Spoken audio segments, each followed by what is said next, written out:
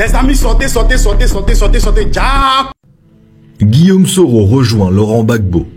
Les deux anciens rivaux ont scellé une alliance improbable. Les amis, Gbagbo est trop fort. Gbagbo est trop puissant. Du PPACI et du PDCI RDA relative à la création d'un front commun.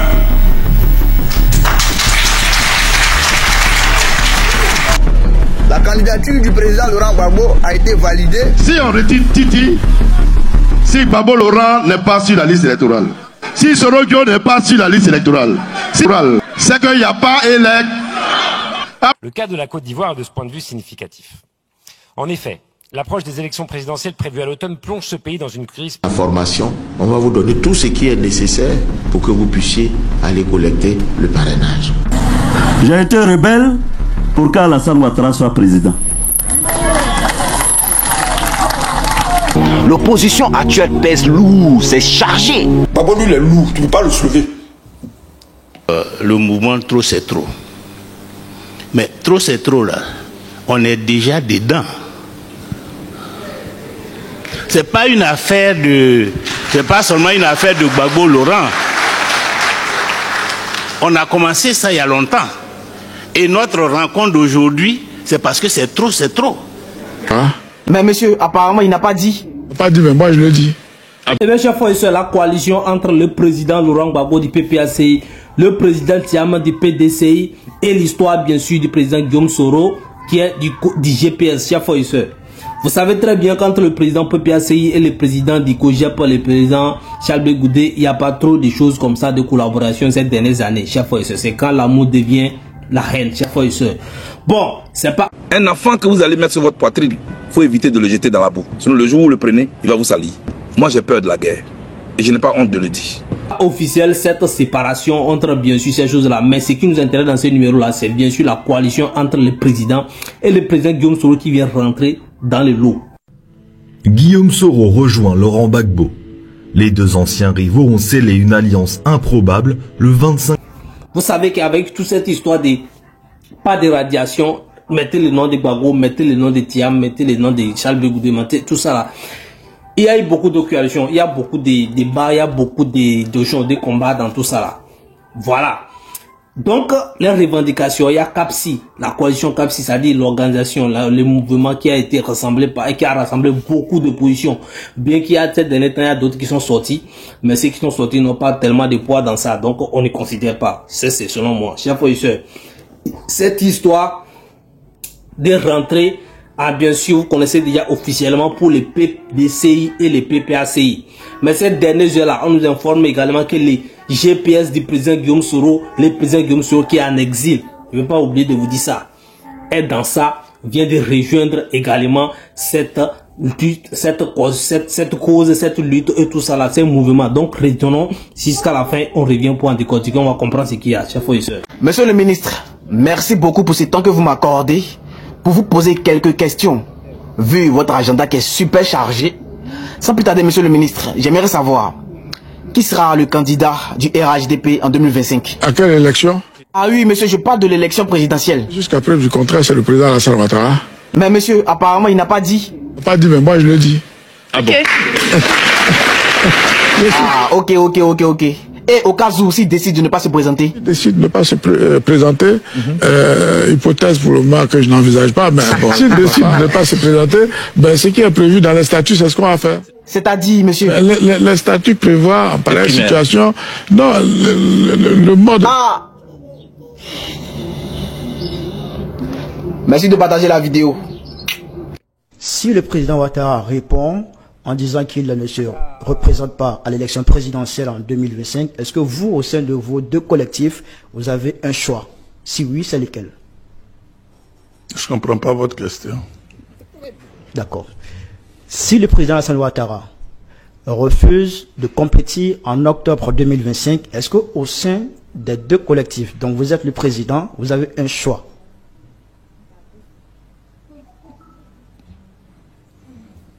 Oh vieux, question est très bien posée. Le petit il a posé la question. Alassane Ouattara ne veut pas que le président Laurent Gbagbo soit candidat.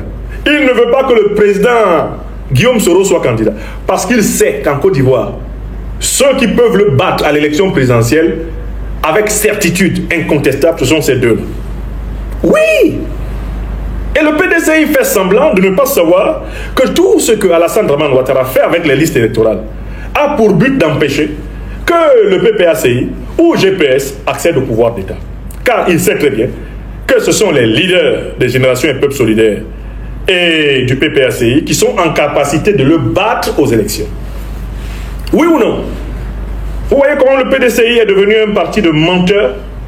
Ils ne sont pas capables de nommer le mal. Le mal profond de la Côte d'Ivoire aujourd'hui, c'est l'exclusion électorale organisée à partir des listes électorales par Alassane Ouattara, afin de s'assurer qu'il va contrôler le pouvoir d'État, puisqu'il de la présidentielle d'octobre, l'ex-premier ministre a rallié le mouvement Trop c'est trop, lancé par l'ancien président. Dans la famille, cette coalition, et bien sûr ces rassemblements, et bien sûr cette collaboration, vit ces mouvements d'ensemble, sans parler, excusez-moi, du président du mouvement Trop c'est trop, des revendications, de la révision de la liste électorale. Nous savons que toute l'opposition actuellement là réclame presque les mêmes choses. Donc, peu importe les coalitions, presque les dépendants pour ceux qui sont les FPI, des présidents Figuessa, des présidents Kodi Kojep, et même s'ils n'entendent pas, même s'ils rentrent pas, même s'ils sont là pas, ils sont pas d'affinité avec les PPACI, ont les mêmes revendications. Donc, ces réunions, ces ententes, ces rassemblements entre eux pour demander les causes, pour demander tout ça là, faudrait même pas que ça vous surprenne parce que jusqu'à la preuve du contraire, ils ont toujours les mêmes demandes, ils demandent toujours ils ont toujours les mêmes objectifs. Arriver à là dedans. S'il n'y avait pas de problème de, on a radié ceci, on a radié celui-ci, on attaque celui-ci, on n'en fait pas ça, c'est pas clair, la CI n'est pas claire, tout ça là, on n'allait pas revenir. Tout le monde allait se concentrer sur son candidat et chercher à dinguer ou bien à parler mal de l'autre, à parler de leur faiblesse. Mais, comment la situation a changé? Les présidents du GPS, le président Guillaume Soro racontent les mêmes problèmes. Le président du PPACI, le président Laurent Gbagbo racontent les mêmes problèmes. Et le président Diam, raconte les mêmes problèmes. Également, le président du CAPS, le président Afingessa, le président Simone Gbagbo, la présidente Simone Gbagbo également, pense également qu'il doit réviser la liste électorale, que ce n'est pas bien fait. Et pour ça, pour que les élections soient inclusives, ils doivent réviser, que ça soit pas, ils doivent réviser la liste électorale, qui sont là-bas, là, que la CI est en train d'obéir au pouvoir en place. C'est ce qu'il dit. D'ailleurs, même le PPAC, le PDC, les COGEP, les GPS. Donc, pour ça, là, ils doivent s'entendre d'abord. Il ne faudrait pas qu'il y ait un problème pour réclamer ça d'abord. Donc, à un moment donné, vous avez vu, le président Laurent Gbagbo a fait appel ici pour demander. C'est que ceux qui veulent renverser le président en place actuellement, ils n'ont qu'à venir le rejoindre. Mais il n'y a pas eu d'appel, il n'y a pas eu de sorte. Les gens ont dit qu'il n'y a pas de sortie, il n'y a pas de sortie. Et puis après on a vu que les PDC, les PPAC, les COGEP, tout ça là, et puis d'autres partis ont formé les CAPCI. Voilà. Mais à la fin, moi je vous ai dit que le président Laurent Gbagbo, il est lourd. C'est vrai, les PPAC, c'est les partis du premier président de la Côte d'Ivoire. Mais les PDC, est le premier parti du président de la Côte d'Ivoire, le président Oufouibani. Mais le PPAC actuellement, le président de Laurent Gbagbo a dirigé et lui il est là, il n'est pas encore parti. Il est là. Les amis, sortez. Ja Kuibia qui fait Dagbashi jour et nuit là. Son mandat est déjà fini. Il lui reste seulement 84 jours. Kuibia va libérer la CEI. Les amis, il faut partager ça dans tous les coins. Peuple de Côte d'Ivoire, soyez heureux. Tout Dagbashi, crie là. Ja, lui-même son mandat est fini. Écoutez attentivement. Ibrahim Kuibia, magistrat hors hiérarchie, ancien secrétaire général du Conseil constitutionnel ivoirien, a été élu pour 6 ans non renouvelables. Peuple de Côte d'Ivoire, il faut d'abord verser le cœur. Kuibia a été élu pour 6 ans non renouvelables. Oui, président de la nouvelle commission électorale indépendante CEI, en charge d'organiser la présidentielle 2020. Mais pas 2025. Les amis, vous avez bien compris. Vous avez bien compris. Voilà. Son mandat prend fin cette année-là. C'est-à-dire que fin septembre, son mandat prend fin. Fin septembre, son mandat prend fin. Donc tout Dagbashi il a fait là-haut. C'était pour ça là. Peuple de Côte d'Ivoire, versez le cœur. Partagez partout. Parce qu'on va lui montrer que Le pouvoir là, c'est pas éternel. Oui, le pouvoir n'est pas éternel. Il est assis à la tête des cieux, il fait mal aux gens, il parle ce qu'il en fait, on me dit. Pourtant, toi, tu es seulement pour 6 ans. Si tu es pour 10 ans, nous sommes déjà dans le pays là. Tiens, les gars, il faut partager ça en poids dans tous les coins. Wow. Et Madame Ibe, qu'est-ce qu'il faut attendre aujourd'hui de Cap Côte d'Ivoire compte tenu de la prolifération des coalitions et même des mouvements qui vont dans le même sens? Mais la prolifération de coalitions, c'est une bonne chose, tant que ça va dans le même sens. N'est-ce pas? Tant que ça va dans le même sens. Ce que nous souhaitons, nous, en tant qu'opposition, c'est d'avoir dans notre pays des élections propres, des élections transparentes. Qu'il y ait 1000 coalitions, pourvu que ces coalitions-là participent à l'organisation du dialogue politique et que nous puissions avoir dans notre pays. Ce qui est possible, des élections propres, des élections transparentes. Qu'il y ait 1000 coalitions, ne vous en inquiétez pas. Tant que les coalitions vont dans le même sens, c'est ça qui est l'essentiel. Est-ce que quelque part ça ne désolidarise pas un petit peu? Ça ne désolidarise pas. Regardez un petit peu la fameuse coalition qui vient de se créer avec le PPACI et le PDCI. Regardez un petit peu ce qu'ils demandent. Ça va exactement dans le même sens. C'est pour ça que j'avais dit déjà. Regardez faire, vous allez voir qu'au bout, l'opposition là, elle va se retrouver, elle va parler de la même voix. Okay. Merci. Toi, tu es tout ça là. Maintenant, tu as peur qu'elle soit candidat, c'est pourquoi? Faut nous expliquer. Guillaume Soro est allé au Ghana, tu as fait la diarrhée 3 fois. Il est allé au Ghana, tu as fait la diarrhée 3 fois. Même tes voisins, même là, ils ne pouvaient pas respirer. Tellement tu as gâté les coins. Mais tu étais mélangé. Draman, tu as peur de quoi? Allons aux élections. C'est les Ivoiriens qui vont choisir, tout simplement. Mais tu es un gros peureux. Ce n'est pas les Ivoiriens qui t'ont choisi. Tu as peur des Ivoiriens. Tu as peur quand tu mulis dans les unes. Mais je te comprends. Tu ne veux pas aller à la CPI. Mais Draman, tu vas monter. Tu vas descendre. Tu vas à la CPI. Draman, tu vas monter. Tu vas descendre. Tu vas à la CPI. Moi, il te dit ça. Le temps, là, c'est le second nom de Dieu. Et il Koudji, tu vas aller à la Coupe internationale. Donc, il est lourd. Donc, lui, on ne peut pas négliger, on ne peut pas négliger ses partisans, tout ça là. Ils peuvent tourner en haut là, ils vont venir là-bas. Et aujourd'hui, ils sont qualifiés. Le PDC qui a la tête de CAPCI est venu se rejoindre avec le président Laurent Gbagbo, le PPACI. Dans le mouvement trop, c'est trop. Alors, vous savez très bien que le président du COGEP également, tout ce qu'il envoie en direct, depuis là où il est là, c'est contre les pouvoirs en place. Vous savez ce qui s'est passé. Vous savez ce qu'ils ont. Les problèmes qu'il y a. On vient de nous envoyer également les informations concernant que le président Laurent Gbagbo aura son nom sur la liste de parce qu'il a eu les kits de parrainage. Et on n'est même pas encore en train de finir, on n'a pas encore fini de juger ça. On nous informe que le président Cubier doit finir, son mandat fini. Alors qu'on a été de les critiquer, on a été dit d'abord qu'il n'est pas il n'est pas neutre, c'est-à-dire il prend parti, c'est-à-dire sur les ordres du président Alassane Ouattara. Pendant que les RHDP même n'a pas encore de candidats. Tout ça là. Donc, pendant que les autres disent ça, on nous dit que non, et d'ailleurs même, son mandat va finir bientôt. Et qu'il fait sa bouche seulement, et que son mandat va finir bientôt, et qu'il ne peut même pas continuer de travailler. Chers frères et sœurs, dans les situations comme ça, est-ce que vous pouvez nous rassurer?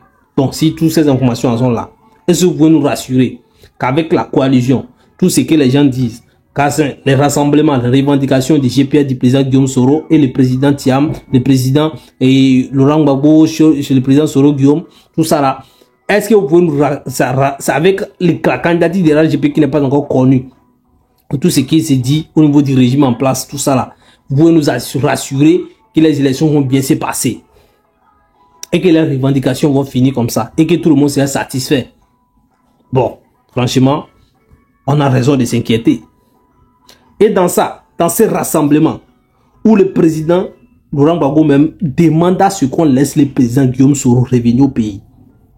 Il dit, hein, mais on lui pose la question, il dit, mais c'est lui qui t'a combattu, c'est lui qui est dans tout ça, ce sont des points focaux, ceux qui t'ont ici, qui t'ont rabaissé. Il dit, lui, il est là, lui, on lui combat toujours. Même quand Guillaume Soro et ses amis étaient contre lui, ils avaient demandé que pour celui que vous, c'est-à-dire, celui avec qui vous êtes et vous m'augmentez là, vous ne les connaissez pas. Ça dit pour lui dire qu'ils vont les trahir. Donc, et c'est ça. Donc, C'est pas pour rien si les gens de PPAC, les partisans, les militants de PPAC disent que le président Laurent Gbagbo est un prophète.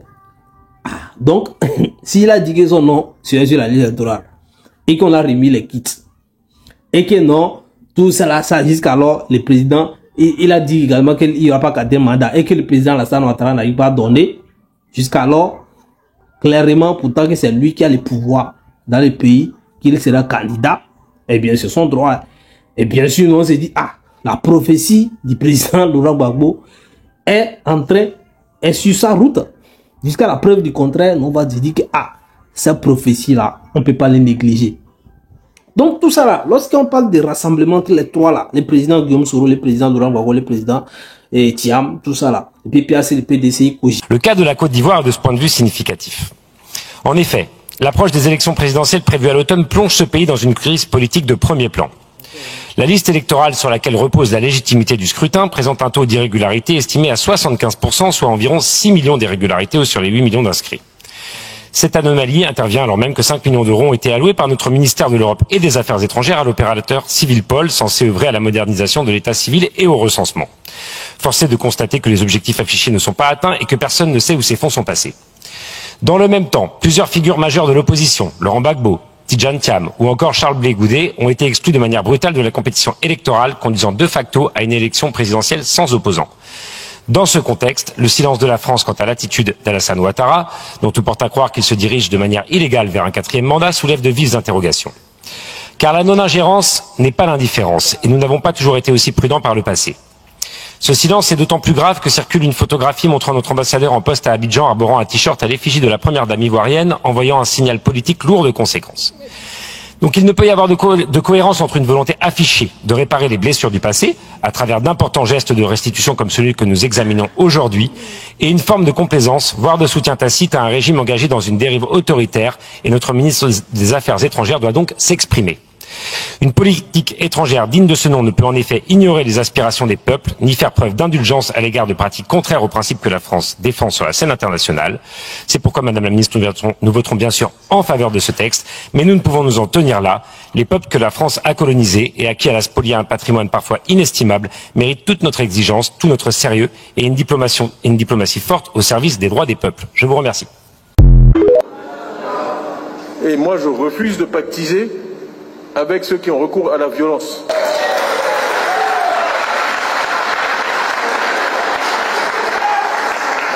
On me dit non, mais il faut faire un deal avec eux, et puis après...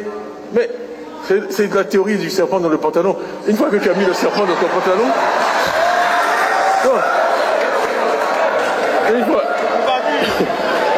Une fois que tu as mis le serpent dans le pantalon, c'est pas toujours facile de l'en sortir. Donc non, il faut faire alliance et puis après tu vas te débrouiller. Non, il vaut mieux ne pas mettre le serpent dans son pantalon. Pardon, GPS, on ne peut pas parler de ça sans parler des présidents, des présidents du COGEP, le président Charles Blé Goudé. Le président Charles Blé Goudé, lui, il est sûr, il est déterminé et il compte sur ça et il le dit dans ses discours. Que lui là, il ne peut jamais aller se rassembler, aller s'accorder, aller se mettre en relation avec quelqu'un qui a déjà essayé de lui renverser, qu'il a essayé de lui faire du mal. Vous dites que non, on va s'intervenir pour lutter ensemble pour ça. Ce qui est en train d'être dit, c'est qu'on est en train de dire que non, le président, le PPAC, les GPS du président Guillaume Soro sont en chose actuellement, c'est les informations qui sortent actuellement, c'est pas encore officiel, hein, je vous rappelle, c'est pas encore officiel, c'est pas des informations officielles. Donc ce sont les choses qui disent en coulisses actuellement par rapport à tout ce qui se dit.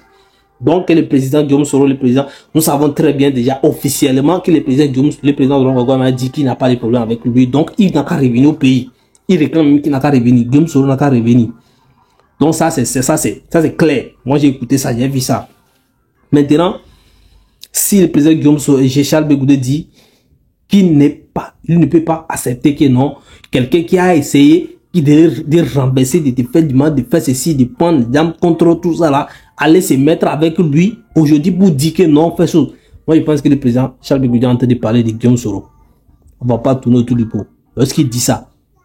Donc ça veut dire que lui, il peut jamais rentrer dans dans une coalition, bien dans une chose, dans une où le président Guillaume Soro est. Parce qu'il connaît le président Guillaume Soro, il connaît son histoire avec les armes. Dans ces pays. Donc, ces raisonnements, c'est clair. Mais la philosophie de chacun est différente. La philosophie de chacun est différente. Le président Laurent Gbagbo a créé son propre école. Je sais pas, ça dit son propre école, sa propre philosophie. Donc, il gère ça à sa manière. Le président Guillaume, Jean-Charles Bégoudou aussi vient de l'école du président Laurent Gbagbo, mais aujourd'hui, il n'utilise pas, il n'est pas de l'école du président Laurent Gbagbo. Il développe sa propre science. Et c'est normal qu'il puisse voir les choses comme ça. Il a ses raisons. Mais ce qui vise la façon dont travaillent les PPACI, ce ne sont pas les dupes qui sont là-bas aussi. Ils savent ce qu'ils font. Ils connaissent la force des frappes de Guillaume Soro aussi. Ils savent ce qu'ils appellent les services. Ils savent comment ils vont gérer ça. Ils savent comment ça va se passer. Et moi, je pense que si même le président Laurent Gbagbo s'est mis ensemble avec Thiam, le président Thiam, d'accord, le président Guillaume Soro, oui, tout ça là, pour aller, ils arrivent à gagner ce qu'ils veulent. Moi, je ne suis pas sûr que le président, Laurent Gbagbo va dire non, comme ça, viens être premier ministre, viens être à la table de l'Assemblée nationale, viens, les Sibeko, les Katina, les ministres Katina, les ministres, comment on appelle, les Stéphane Pliquet, et les autres qui est, les quoi, ou bien tout ça là, et ils sont où? Donc ça, c'est un moyen. Moi, je pense que c'est un moyen d'arriver. Donc, c'est comme ça. Il y a toujours des règlements de compte dans la politique. Moi, je pense que le président Bédier, c'était à laisser coller au président Alassane Ouattara pour contrer le président Laurent Gbagbo en ces moments, pour se venger du président Laurent Gbagbo. C'est comme ça. C'est comme ça, pour se venger du président Laurent Gbagbo. Parce que malgré les différences qu'ils ont avec le président Ouattara, parce que le président Alassane Ouattara, le président Bédier avait déjà empêché le président Alassane. Ça, c'est des histoires, on va revenir sur ça après. Donc, je pense que c'est un système comme ça qui va essayer de sortir dans cette histoire-là. Donc, je vous dis, c'est pas encore officiel, c'est pas officiel, mais c'est les informations qui sont en coulisses, la rumeur qui coule actuellement sur la table. Donc, je vous ai montré les vidéos également. Et bien sûr, restez jusqu'à la fin, on verra la suite. N'oubliez pas de vous abonner, activer la cloche de notification, partager le numéro, liker.